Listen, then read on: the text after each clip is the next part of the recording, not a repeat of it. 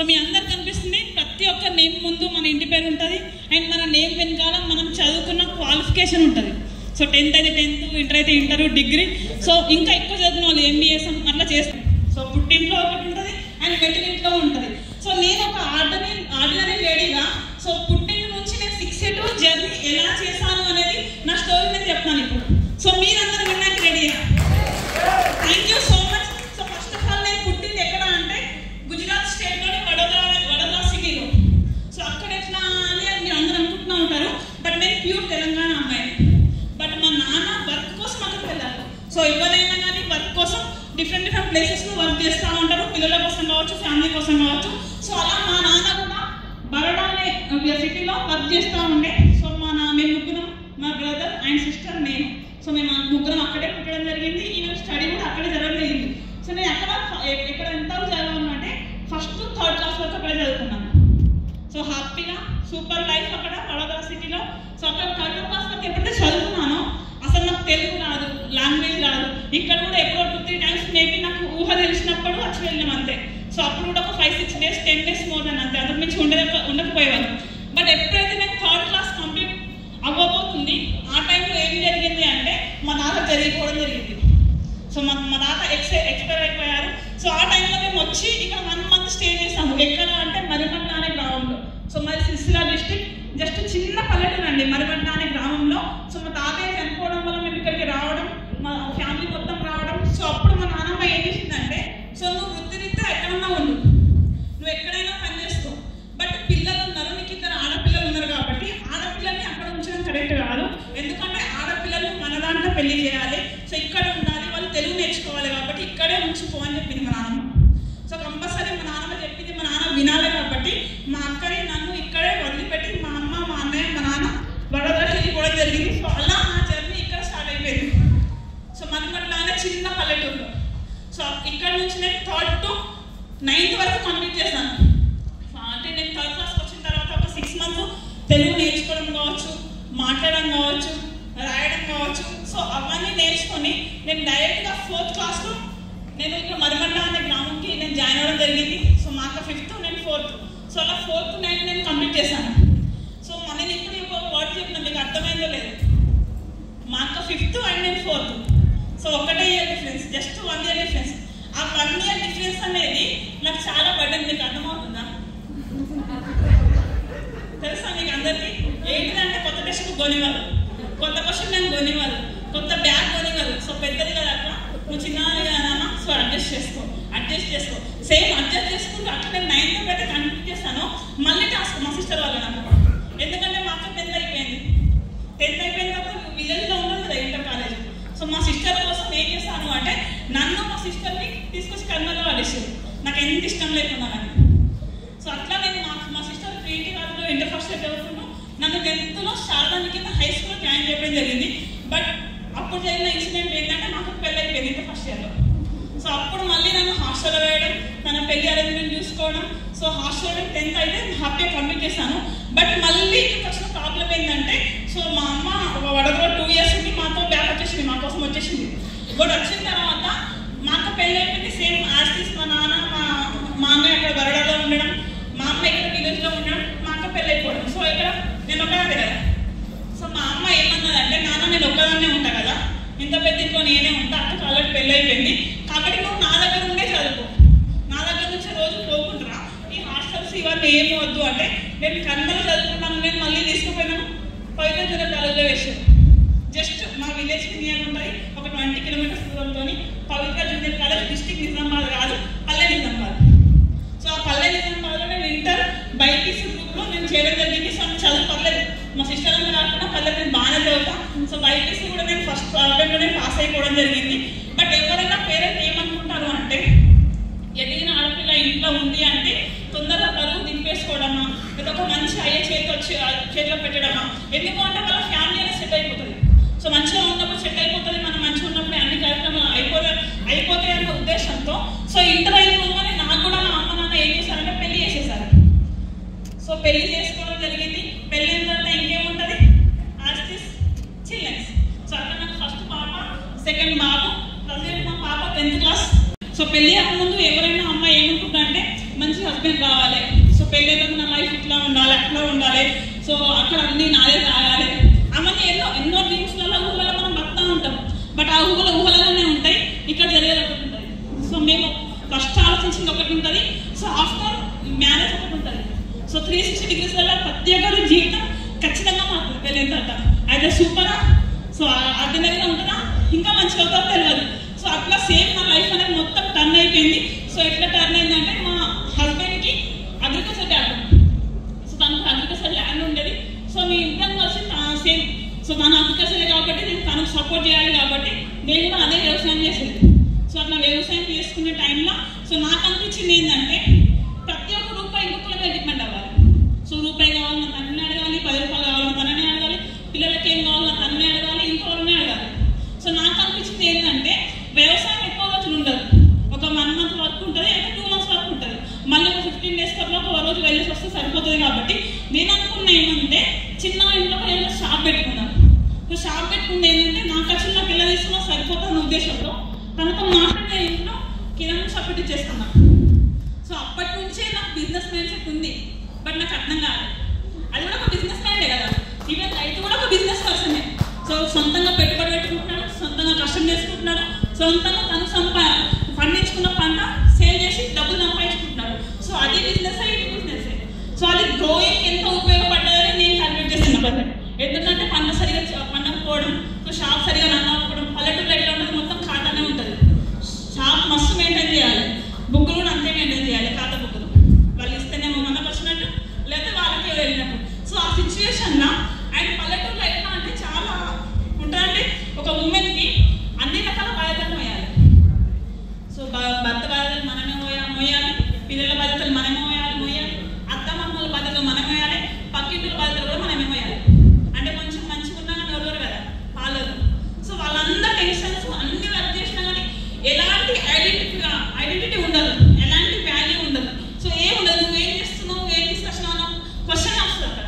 So నాకు అనిపించింది ఏంటంటే సో పంట అనేది సరిగ్గా వస్తలేదు, సో ఫినాన్షియల్గా ఇంకా చాలా లో అవుతున్నాం. కాబట్టి మేము డిసైడ్ చేసిందంటే అగ్రికల్చర్ ల్యాండ్ కౌలుకి ఇచ్చేద్దాం. సో షాప్ తీసేసి తను అదర్ కంట్రీ వర్క్ కోసం వెళ్ళిపోయారు. సో నేనేమనుకున్నా అంటే మా పిల్లల చదువు కోసం, సో మా అమ్మ నాన్న మమ్మల్ని ఉన్నంతలో ద బెస్ట్ ఇచ్చింది మాకు. సో ఉన్నంతలో చాలా బాగా చూస్తున్నారు. బట్ నేనేమనుకున్నా అంటే నాకు ఉన్నంతలో కాదు, నా పిల్లల్ని ఇంకా ద బెస్ట్ చూసుకోవాలి అన్న ఉద్దేశంతో నేనేమనుకున్నా అంటే లైఫ్ చేంజ్ చేయాలి, కంపల్సరీ చేంజ్ చేయాలి. సో చేంజ్ చేయాలనే ఉద్దేశంతో నేను సిటీకి వెళ్ళాలని ప్లాన్ చేసుకున్నాను. సో సిటీ అంటే ఎక్కడ సిటీ కాదు, జస్ట్ కరీంనగర్ మాత్రమే. సో అందరికీ మన నియర్ బై కరీంనగర్ ఉంటుంది. సో నేను ఎప్పుడైతే కరీంనగర్ నా లైఫ్ చేంజ్ చేసుకోవడానికి వచ్చిందో సో అప్పుడు మా సిస్టర్ వాళ్ళు అక్కడే ఉంటారు కాబట్టి వాళ్ళ సపోర్ట్ ఉంటుందన్న ఉద్దేశంతో నేను కరీంనగర్ రావడం జరిగింది. బట్ రాగానే నేను ఏదైనా ఒక ఆపర్చునిటీ చూసుకోవాలి కదా బతకడం కోసం. సో కరీంనగర్ వచ్చింది నా లైఫ్ చేంజ్ చేసుకోవడానికి. సో మా హస్బెండ్ గారు ఇప్పుడు అవ్వలేము కదా వచ్చినందుకు. సో అక్కడ నేను ఏదైనా వర్క్ చూసుకోవాలన్న ఉద్దేశంతో మా సిస్టర్ అడగడం జరిగింది. సో మా సిస్టర్ దగ్గర వచ్చేసరికి అప్పుడే మా సిస్టర్ వాళ్ళు జస్ట్ 1-2 months అవుతుందంటే కంగారు తీసుకొని కంగారు ఆపర్చునిటీ స్టార్ట్ చేసి, సో చెల్లె ఈ బిజినెస్ అయితే బాగుంది, నువ్వు ఇప్పుడే వచ్చినావు కదా, సో ఇప్పుడే మేము స్టార్ట్ చేసినాం, బిజినెస్ అయితే మంచిగా రన్ అవుతుంది, నువ్వు కూడా వేసుకో అని చెప్పింది. సో యాజ్ తీసి మనం అందరం ఏం చేస్తాం, నో పెద్ద రిమాండ్ పెట్టేస్తాం అంతే కదా. సో నేను కూడా నో చెప్పినా, ఎందుకంటే పెట్టడానికి అమౌంట్ లేదు ఒకటి. ఆ కంగారు ఏంటో అసలు తెలియడం తెలియదు వచ్చినాక. నిజంగా నీళ్ళు మనం మంచిగా ఉంటామా తెలియదు, ఆ బిజినెస్ నడుస్తుందో తెలియదు. ప్లస్ నాకు నా సర్కిల్ అంత పెట్టి తీసుకునే వాళ్ళు ఎవరు లేరు. సో నేనేంటంటే పిల్లల ఎడ్యుకేషన్ నాకు ఫస్ట్ అప్పుడు ఇంపార్టెంట్ అనిపించింది కాబట్టి నా పిల్లల్ని స్కూల్లో జాయిన్ చేసి నేను కూడా స్కూల్లో జాయిన్ అయిపోయినా. స్టూడెంట్ కాదు, టీచర్ కదా. సో ప్రతి ఒక్కరు అనుకుంటారు కదా. సో నేను పెళ్ళైన తర్వాత హెచ్పిటి చేసిన. సో స్టార్టింగ్లో జరిగింది వడోదరాలో కదా. సో నాకు హిందీ పర్ఫెక్ట్గా వచ్చు. సో హిందీ మీద ప్రేమతో నేను హెచ్పిటి కంప్లీట్ చేస్తాను మా సిస్టర్తో కలిపి. కాబట్టి నాకు హెచ్పిటి క్వాలిఫికేషన్ ఉండడంతో నేను ఏం చేసిన అంటే స్కూల్లో టీచింగ్ డెమో కోసం వెళ్తే సార్ నా హిందీ జస్ట్ మాట్లాడడం చూసి మాత్రమే నాకు టీచింగ్కి ఆఫర్ చేసేసారు. సో అలా నేను టీచింగ్ కంటిన్యూ చేస్తున్నా. 6 months to 8 months చేశాను మేబీ. సో ఆ టైంలో ఏంటంటే ప్రతి ఒక్క స్టూడెంట్ స్కూల్కి వెళ్ళి చాలా నేర్చుకుంటారు అవునా.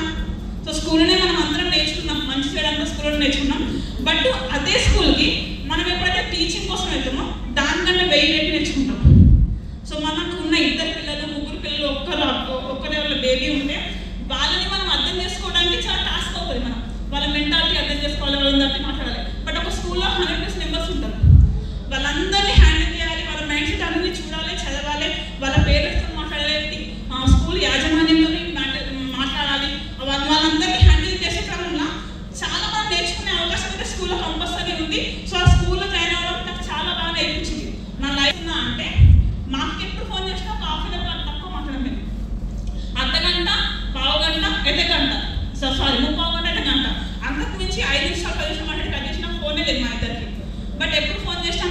నేను డెమోలో ఉన్నాను అన్నమాట. సో ఇందాక పవన్ సార్ డెమోన్స్ట్రేషన్ చేశారు కదా, సేమ్ అలాంటి డెమో తను ఇవ్వడం. సో అక్కడ నేను బిజీగా ఉన్నాను అనడం. సో నాకు తను 4 ఇయర్ రికగ్నేషన్కి 5 ఇయర్ రికగ్నేషన్ పిలిచినప్పుడు సో తనకు మెల్లో దండలు వేయడం, చాలు వేయడం, సో చాలా మంచి ప్రజెంటేషన్ చేశామని చప్పట్లు కొట్టడం అండ్ తనకు వచ్చిన అమౌంట్ చెప్పడం కావచ్చు. నేను ఇవన్నీ చూస్తున్నాను. సో ఇవన్నీ చూస్తున్నా నిజంగా ఇంకుంటుందా అంతుంటా అని అట్లా ఆలోచించేలోపే నాకు టైం అంతా గడిచిపోయింది. బట్ అద్దు ఇక మంచి ఆపర్చునిటీ చాలా మంది చేతుల్లో ఉంది. సో ఎవరో వేస్తలేరు, మా అక్కనే వేస్తుంది. బట్ నేను ఎందుకు చేయను? ఒకటే తల్లి కడుపులో ఉంటున్నాను కదా. సో ఒకటే తల్లి కడుపులో ఉంటున్నప్పుడు తనకు అవకాశం ఉన్నప్పుడు నాకు ఎందుకు ఉండదు? సో అందుకే స్టార్ట్ చేశాను. సో పెద్దగా స్టార్ట్ చేశాను. సో మా అక్క చేస్తుంది కదా. సో మా అక్క చేయబట్టుకుంటుంది. సో మా అక్క బాగా సపోర్ట్ ఖచ్చితంగా నాకు స్టార్టింగ్ నుంచి ఉంది కాబట్టి నేను చేస్తాను అన్న ఉద్దేశంతో నేను తన దగ్గరికి వెళ్ళినప్పుడు సరే చేసుకొచ్చేది. బట్ నువ్వు చాలా లేట్ చేసినావు, నువ్వు రావడం చాలా లేట్ చేసినావు అంటే నన్ను భయపెట్టించినావు అన్నట్టు. మా అక్క దాన్ని ఫస్ట్ ఉండదు, ఎప్పుడైనా భయపెట్టిస్తూ ఉంటుంది. సో నువ్వు చాలా లేట్ చేసినావు. సో నేను ఎప్పుడైతే ఈ బిజినెస్ స్టార్ట్ చేస్తానో అప్పటికే మా సిస్టర్ 6th పొజిషన్లో ఉంది. ఎంత లేట్ చేసినా చాలా లేట్ చేసినా కదా. సో ఎంత చెల్లెనైనా కానీ నాకు సపోర్ట్ చేయాలంటే టీంని ఫస్ట్ చూసుకుంటే నన్ను తర్వాత చూస్తుంది. ఎందుకంటే టీం అనేది అంత బాగుంటుంది కాబట్టి. సో నేను 6 years అంతా వచ్చినాను కాబట్టి నేను టీం కూడా చూసుకోవాలి. కాబట్టి నువ్వు ఈ బిజినెస్లో సక్సెస్ అవ్వాలంటే మాత్రం కంపల్సరీ డెమో నేర్చుకోవాలి. ఆ డెమో నేర్చుకుంటానంటే నేను బిజినెస్ దగ్గర నా సపోర్ట్ నీకు ఇవ్వాలంటే మాత్రం కాదు, నీ సపోర్ట్ ఇస్తాను నేను కంపల్సరీ. బట్ డెమో మాత్రం ఖచ్చితంగా నేర్చుకోవాల్సిందే అని ఖచ్చితంగా చెప్పడంతో సో ఓకే డెమో నేర్చుకుంటే ఎట్లా నా బిజినెస్ నా జీవితం మారాలి, నా పిల్లల లైఫ్ మారాలంటే డెమో నేర్చుకోవడం పెద్ద కష్టమేం కాదు కదా. సో అట్లా నేను డెమో అయితే నేర్చుకున్నా. ఎక్కడ నేర్చుకున్నా అంటే మా అన్నయ్య ఇంట్లో ఇక్కడే కూర్చున్నారు. సో నా అదృష్టం అదే. సో నా అదృష్టం తన దురదృష్టం, తనకు మేజర్ యాక్సిడెంట్ జరిగింది. నవ్వుకుంటున్నా. సో తనకు యాక్సిడెంట్ అనేది నా లైఫ్ అనేది టర్న్ అయింది. ఎందుకు అంటే అప్పుడు తను ఫ్రీగా ఉన్నారు, లేకపోతే ఎవరు కూడా డెమోషన్ ఫ్రీగా ఉండరు. నాకు డెమో నేర్పించి అవైలబుల్ దొరకడం సో అది నాకు బెస్ట్ పాయింట్ అయింది. అప్పుడు నేను ప్రజెంటేషన్ ఎలా చేయాలి, అసలు ఏమైనా క్వశ్చన్స్ వస్తే దాన్ని ఎలా ఆన్సర్ చేయాలి, బిజినెస్ ప్రజెంటేషన్ ఎలా చేయాలి, మార్కెట్లోకి వెళ్తే మనం ఎలా మాట్లాడాలి, ఫాలోఅప్ ఎలా చేయాలి, ప్రాస్పెక్టింగ్ ఎలా చేయాలి, ఇవన్నీ విషయాలు నేను అన్నయ్య గారు నేర్చుకున్నాను. సో ఎప్పుడైతే నేను నేర్చుకున్నానో సో దాన్ని మార్కెట్లో యూజ్ చేశాను. సో నాకు ఎప్పుడైతే డెమో చెప్పడం వచ్చిందో నేను ఒక్కరోజు కూడా వింటూ ఉండలేదండి. సో పిల్లలకు మండి పెట్టడం వెళ్ళిపోవడం, పిల్లలకు మండి పెట్టడం వెళ్ళిపోవడం అంటే నాకు మా సిస్టర్ అండ్ మా బావగారు చాలా సపోర్ట్ చేసుకుంటే కంటిన్యూగా వర్క్ చేసుకుంటూ వెళ్ళిపోయినా. బట్ నేను చేసేది సింపులే. నేనేం చేసినా అంటే ప్రతి ఒక్కరు ఇంట్లో ఏదో ఒక వస్తువు కొనుక్కుంటూనే ఉంటారు. సో ఈవెన్ మొబైల్ ఫోన్ కావచ్చు, మనం ఇంట్లో ఈవెన్ లేడీస్ అయితే సారీస్ కావచ్చు, ఆర్నమెంట్స్ కావచ్చు, ఏదో కొంటూనే ఉంటాం. దాన్ని మనం చెప్తూనే ఉంటాం ఇది ఒక కొన్నామని. మనకు ఎవరు అనిపిస్తే వాళ్ళు చెప్తూనే ఉంటారు. సో నేను చెప్పింది కదా, జస్ట్ చెప్పిన నేను కంగన్ ఫ్లోట్ తీసుకున్నా, వాడుతున్నా, నాకు వచ్చిన ఎప్పుడు నేను సంబంధించిన జస్ట్ అట్లా చెప్పుకుంటూ నేను ఎప్పుడైతే వెళ్ళిపోయినానో సో నేను 5A అనే అచీవ్మెంట్ తీసుకున్నాను. సో ఇప్పుడు వచ్చిన నా క్వాలిఫికేషన్ ఏంటంటే 5A. నేను అగ్రికల్చర్లో కావచ్చు, టీచింగ్ ఫీల్డ్లో కావచ్చు నేను సంపాదించాలని నాకు చాలా టైం పడుతుంది. బట్ ఈ 5A అనే పొజిషన్ నేను తీసుకున్నా అంటే సో నా టీం సపోర్ట్ ఉంది, నా అప్లైన్ కాలం ప్రతి ఒక్క సపోర్ట్ ఉంది. సో 5A రీచ్ అయినా నా టీంలో 50+ మెంబర్స్ ఉన్నారు.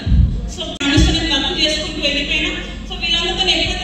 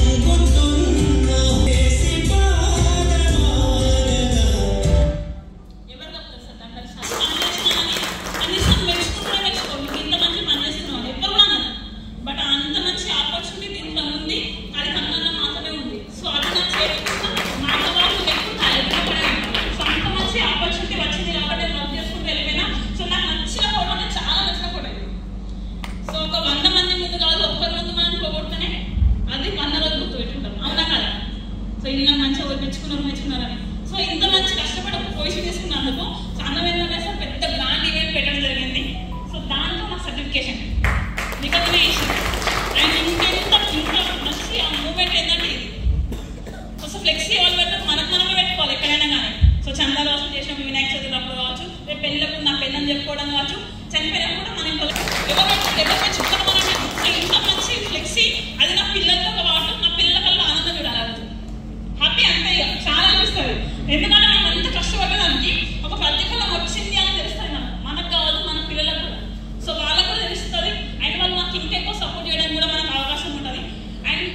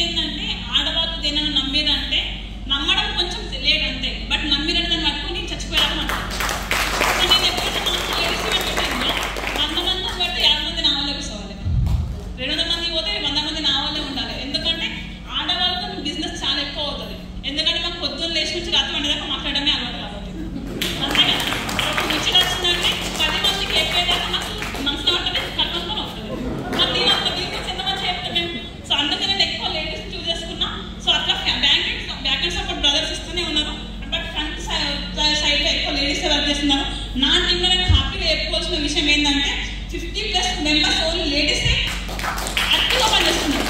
ప్రతిరోజు పనిచేస్తున్నారు, దాంట్లో కూడా చాలా మంది షేర్ చేస్తూ ఉంటారు. సో అంత మంచి టీంని నేను బిల్డ్ చేసుకోవడం జరిగింది. అండ్ ఎంటర్టైన్మెంట్ కూడా మేము అంతకుముందు కనీసం మా కన్నకి మూవీ కూడా రాలేదు, అంత టైం లేకపోతుండే, పిల్లలు అగ్రికల్చర్ అదంతా బిజీ బట్ ఎంటర్టైన్మెంట్ కూడా నాకు కంగన్ ఫ్యామిలీ దొరికింది. సో దానికి చాలా హ్యాపీ. సో ఎక్కడికి వెళ్ళినా కంగనే, ఎటు వెళ్ళినా కంగనే, కంగన్ వాళ్ళతోనే వెళ్తున్నా, కంగన్ వాళ్ళతోనే టైం స్పెండ్ చేస్తున్నా. సో ఇంత మంచి అవకాశం ఇచ్చిన, సో ఇంత మంచి బిగ్గెస్ట్ గ్రాండ్ ఆపర్చునిటీ నా చేతిలో పెట్టి నన్ను ఇక్కడ వరకు తీసుకొచ్చిన మా అక్క బావ సింగరేట్ జ్యోతి తిప్పదడి సార్ వాళ్ళకి చాలా చాలా థ్యాంక్ యూ. అండ్ నాకు ప్రతిసారి సపోర్ట్ చేస్తున్నాను. అసలు ఇక్కడ స్టేజ్ మీద మాట్లాడడానికి కూడా అన్నయ్య సార్. సో అంత మంది సపోర్ట్ చేస్తున్నా సతీష్ రెడ్డి అన్నయ్య కూడా చాలా చాలా thank you. So think big god Annavendra అన్నయ్య సార్కి చాలా చాలా థ్యాంక్ యూ సో మచ్. ఎందుకంటే ప్రతిసారి సపోర్ట్ చేస్తూ ఈవెంట్స్ పెడుతూ మోటివేషన్ చేస్తూ బూట్ క్యాంప్స్ పెడుతూ ప్రతి ఈవెంట్ చాలా thank you so much. And వీళ్ళందరూ ప్రత్యక్షంగా సపోర్ట్ చేస్తే వీళ్ళందరూ నాకు బ్యాక్ అండ్ సపోర్ట్ చేస్తున్నారు. కంపెనీ పరంగా కావచ్చు, టెక్నికల్ పరంగా కావచ్చు, ఎప్పుడు ఏ టైంలో ఎలాంటి ఫోన్ కాల్ రీచ్ చేస్తూ నాకు ప్రతి ఒక్క సపోర్ట్ చేసుకుంటూ ఉంటున్నారు. So thank you so much all great leaders and thank you so much all my team members, all my family members. So వీళ్ళందరూ వీళ్ళు లేకపోతే ఇక్కడ లేదు. సో ప్రతి ఒక్క పేరెంట్ ఏమనుకుంటారంటే సో పిల్లలు బాగుంటే చాలు, నేను ఎంత కష్టమైనా పడతా అనుకుంటారు. సో ఈ బిజినెస్లో నేను బేబీ అయితే వీళ్ళందరూ నా పేరెంట్స్. అంతమంది సక్సెస్ ఇవ్వడానికి చాలా కష్టపడ్డారు. సేమ్ నేను బేబీని అయితే వీళ్ళందరూ కూడా నా బేబీస్ పిల్లలే కదా. సో వీళ్ళందరి కోసం నేను కష్టపడుతున్నాను. నేను వీళ్ళ కోసం వెళ్ళడానికి ఎంత కష్టమైనా చేస్తాను. వీళ్ళు బాగుంటే నేను బాగుంటా, నేను బాగుంటే నా అమ్మ నాన్న బాగుంటారు. సో అంత కష్టం సెట్ చేసుకుంటూ వెళ్ళిపోతున్నాను. And thank you so much my kids. So ఎప్పుడు ఇంట్లో ఉన్నా లేకపోయినా వాళ్ళు పాపం ఇంట్లో ఉంటారు, గొడవ మాత్రం పెట్టుకుంటారు. సో ఆయన నా test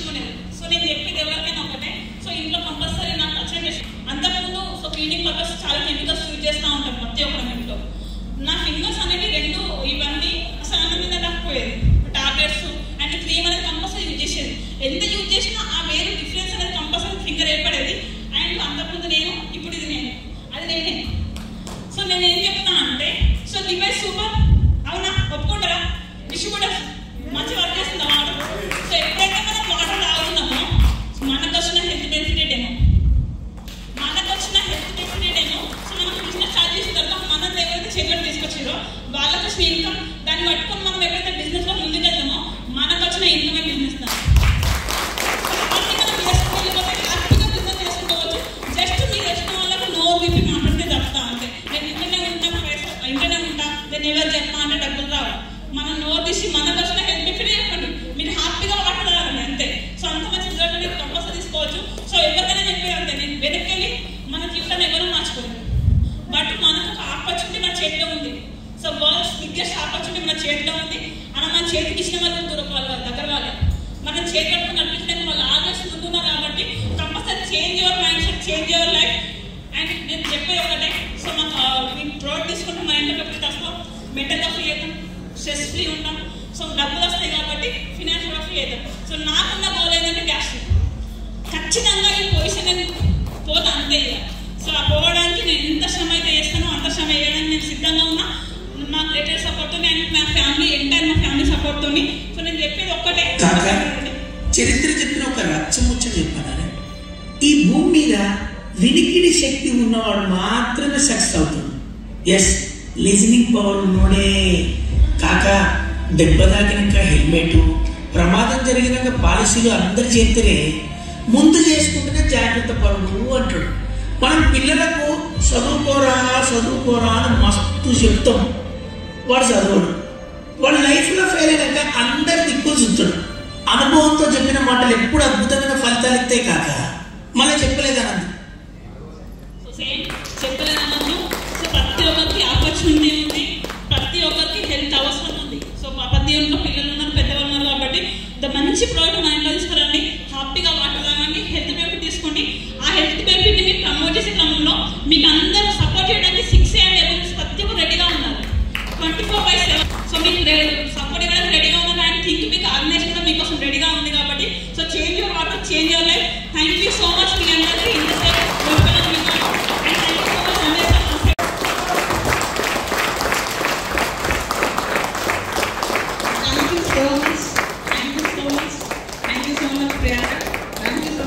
Sister, so thank you so much everyone. Thank you so much. So sir, madam, get a class now, hello sir. So నిజంగానే పిల్లలు వెళ్తే తల్లిదండ్రుల కళ నీళ్ళు వస్తాయా? నా గురించి వచ్చినాయి, నా బిడ్డ ఏంటి కదా, అవునా కదా? సో సేమ్ అవకాశం ప్రతి ఒక్కరికి ఉంది. ఇలాంటి స్టోరీస్ చెప్పే అవకాశం ప్రతి ఒక్కరికి ఉంది. ఇలాంటి స్టోరీస్ నెంబర్ ఆఫ్ మెంబర్స్ పిల్లలు ఉన్నది, కానీ దాన్ని మనం ఏం చేస్తామంటే లోపలే రాసుకుంటున్నాం అంతే. సో బయటకు రండి, మాట్లాడండి, మీ దగ్గర ఉన్న ప్రోడక్ట్ గురించి ఎక్స్ప్లెయిన్ చేయండి, దాని గురించి వివరించండి. అలా వివరించే క్రమంలో మనకు సేల్స్ అవుతాయి, మనకు సేల్స్ అవుతే మనకి ఇన్కమ్ కూడా వస్తుంది. సో ఇలాంటి బ్యూటిఫుల్ స్టోరీస్ చాలా మంది ఉన్నాయి. Explain story Priyanka very well explain చేశారు.